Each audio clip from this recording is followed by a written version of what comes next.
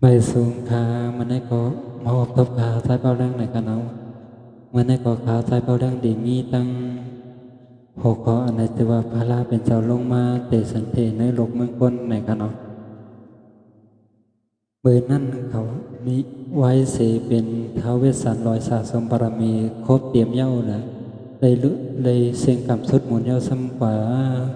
อยู่ที่เมืองผีสันตุสิตเขาก็ไม่ไว้เส Quay sẽ cóจุดตีเย้าเนี่ยก็อยู่ดีสันตุสิทธิ์เย้าเนี่ยก็ไม่มีคนผีนางผีซ้ำปางลงมาครับว่าปางลงมาหามาจุดตีโลกเมืองกลครับว่าหามาเกิดหามาตรัสรู้ในโลกเมืองกลไหนกันเนาะไว้นั้นมาก็พระพระองค์พระองค์เจ้าก็ได้รู้ซ้ำตรวจด้วยมาตรวจด้วยญาณของเจ้ากันเนาะ ต้องแต่มีคนเป็นพระอรหันต์จอมอยู่ห้าในกาวาเนาะเพื่อเจ้าก็แจกด้วยขายยานของเจ้าย่าในก็เจ้าก็สำหันว่า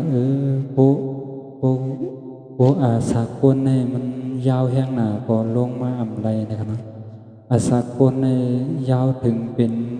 10,000 ปีเหงปีก็ซ้ำเตรียมลงมาตัดสนุในนะครับเนาะ ถึงตัดสนุกก็อัมมีเผยยุ่มอัมมีเผยยางซ้อมนะครับเนาะได้สั่งได้อัมตายนะครับเนาะอัมหันเผยตายเนี่ยก็ควรเขาก็มันก็ยุ่มกันนั่นกันเนาะ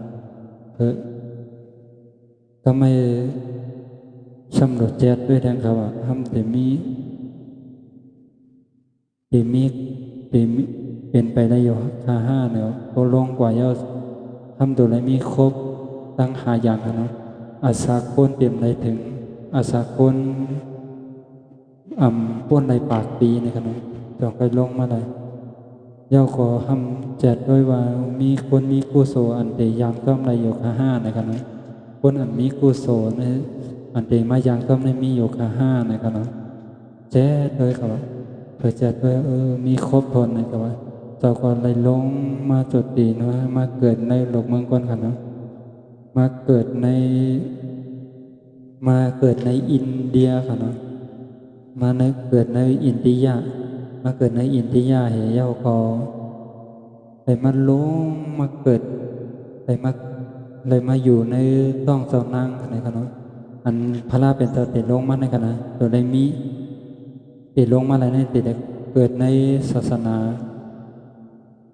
เป็นคนหอกข้าม5อำนั้นก็เป็นพราหมณ์ในค่ะเนาะพวกเจอสอง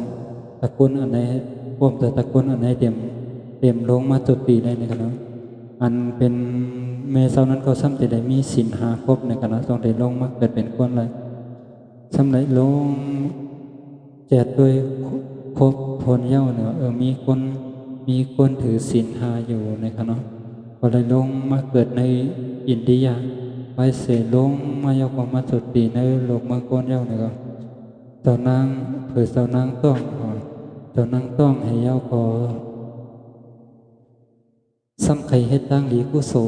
ก็ว่าโอ้เฮ็ดตั้งดีกุโสผมยอมไว้ก็มาเนาะเวลาเป็นเจ้าลงมาเตสันเตนี่ก็เนาะตัวในเว้ากายเว้าใจมันจึงก้นไหลต้องก็ว่าเนาะว่าเว้าโตเว้ากายเว้าใจมันจึงก้นไหลต้องก็เนาะไว้ในม้าก็เจ้าซ้ำตีเกิดก็ว่าเด็กใครสังเกิดลูกย่าเนี่ยโคตรเด็กเกิดลูกย่าห้ามไปเลยเมื่อนั้นคนอินเดียเขาซ้ำมีทงสามนั่นกันเนาะโคเด็กเกิดลูกในเด็กเลยเมื่อเกิดเมืองเขาขึ้นในเขาอะห้ามขวาเหวเขาเมืองเขาขึ้นเด็กเลยเมื่อเกิดเมืองเขาเกิดขวาเย้าซ้ำตันฮอดเฮินเขาอะเนาะซ้ำไคเวในสวนปฏิตวันในกันเนาะกว่าเวในสวนซื้อหลงเขาเนาะส่วนนั้นห่างดีกันเนาะมีหลอกไม่ตั้งนำตั้งหลายนะครับเนาะก็ไม่กว่าเยาก็ซ้ำอำตันหอเธอเนี่ยซ้ำได้เกิดได้เกิดมาค่ะเนาะได้เกิดมาเสียเย้าในวัดพระเป็นเจ้าก็เกิดมาเย้าในก็อย่างไร7อย่างเขาเนาะอย่างไร7อย่างเขาปุ๊จัดในเป็นจัดเดินสุดเขาคายเย้าเนาะ เขาคาเตรียมมาเกิดแทงเหย้าในคำว่านะหลังจากนั้นก็ขึ้นเอามือขึ้นขึ้นตีอันวางเจ้านางเขานั้นกันเนาะตีอันเจ้าคนเอาค่ำอันเป็นโพเจ้านางนั้นกันเนาะขึ้นเอามือขึ้นแบบด้านใดมือหอดเทินกันเนาะมันในกอขาเตรียมมีมองในก่อนกันเนาะโมหุกมาต่างกันมาเล่าต่อในกันเนาะ